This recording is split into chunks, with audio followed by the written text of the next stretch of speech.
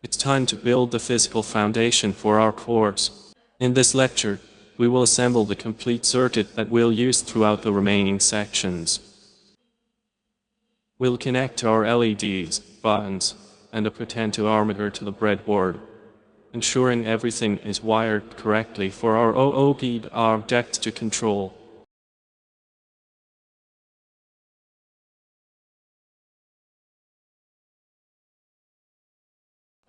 First, place the red, yellow, and green LEDs on the breadboard.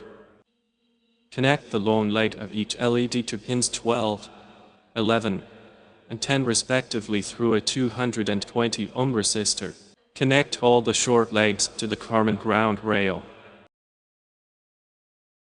Next, let's add 2 push buttons to pins 2 and 3.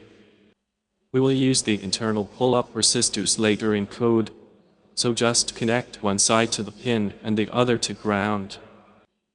Finally, connect the hour pins of the potentiometer to 5 volts and ground, and the middle wiper pin to analog input as 0.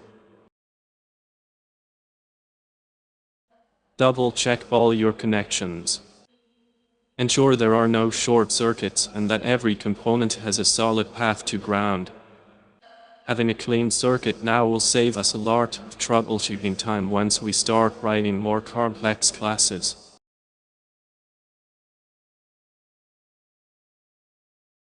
With the hardware ready, it's your turn to apply what you've learned. In the next section, Lecture 05.01, we'll start building the push-button class. I'll see you there.